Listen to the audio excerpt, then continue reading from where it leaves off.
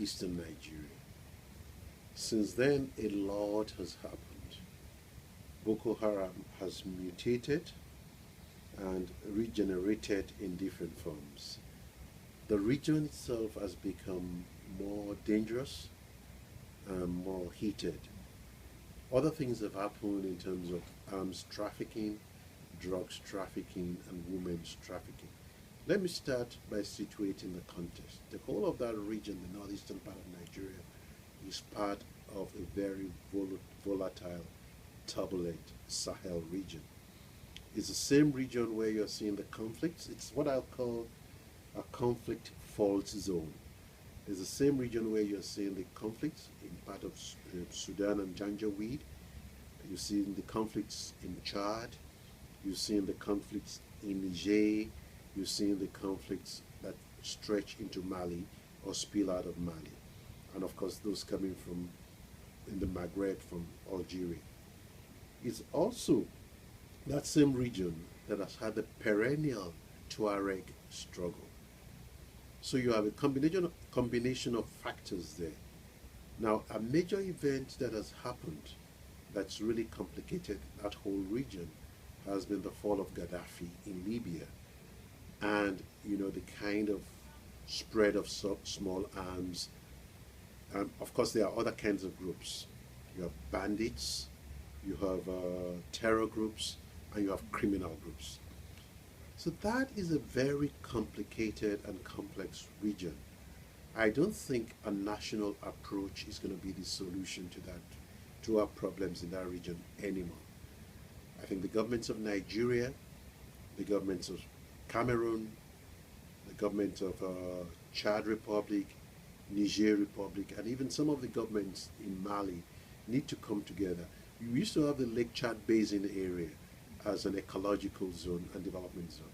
We need to have it now as a security and citizen rights zone. Notice that I link citizen rights with security. It's not just, it's citizen security, public safety. So where you have the Boko Haram operations, you have criminal gangs, you have trafficking groups, trafficking in drugs, trafficking in arms, trafficking in women. So I believe that the problem with that region, a lot of it is appearing in the shape of religious struggles and insurrectionary struggles. Of course, you have Al-Qaeda Maghreb, where you have people joining each other, and you know that there's a whole internationalization of terror and political Islam. Groups coming from Yemen, groups coming from Afghanistan, Algeria to fight with Al-Shabaab in Somali, and then there are groups that are coming to fight in northern Nigeria now. So when people complain that you have the United States, you have China, you have the United Kingdom, and you have France there, it's because this is an international problem. But it's not an international problem in terms of all these foreign powers alone. It's also an international problem with the national groups. I would say a couple of solutions should be quickly put in place. There should be a regional approach to the Tuareg question. There should be, and don't forget, Central African Republic is not far from there. And the sectarian conflicts going on in Central African Republic, which some of it has ethnic cleansing elements. All of this is also related to this spread of arms. We need to begin to look at the nature of arms trafficking in that region.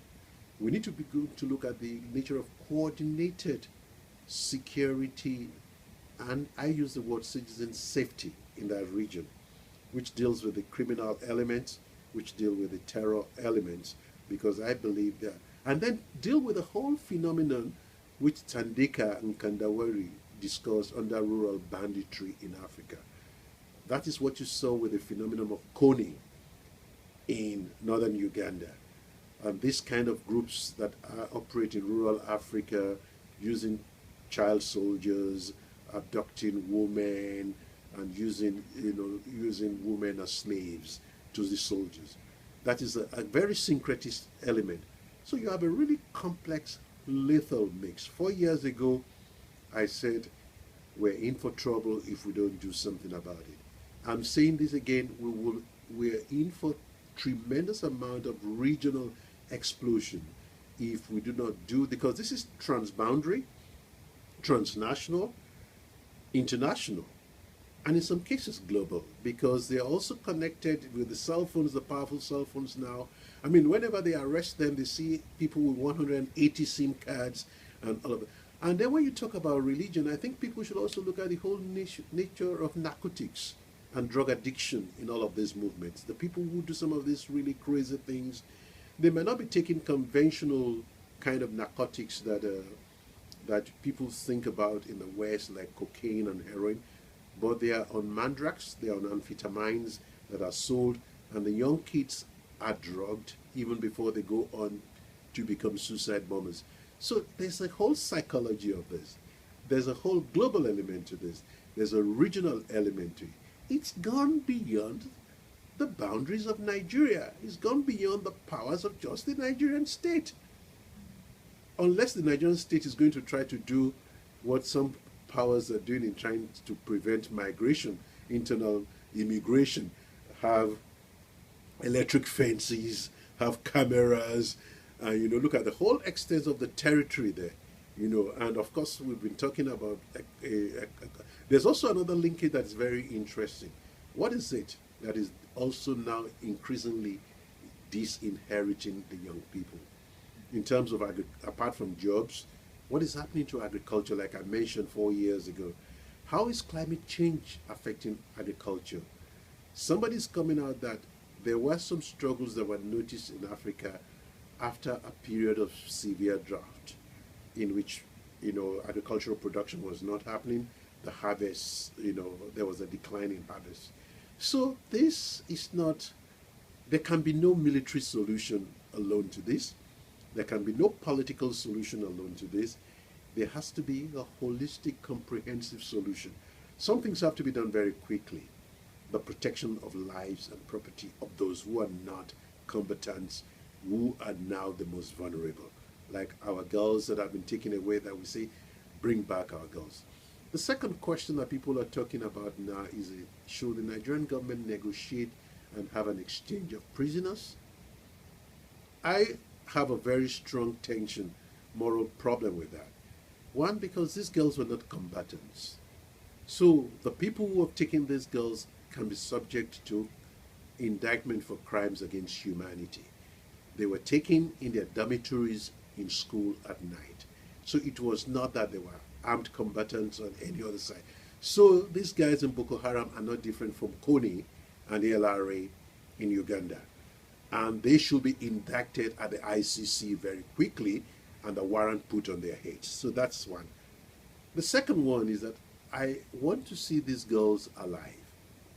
I want to see them safe. Some of them have been brutalized, raped, abused, and all of that. The people who have done this should also pay for it.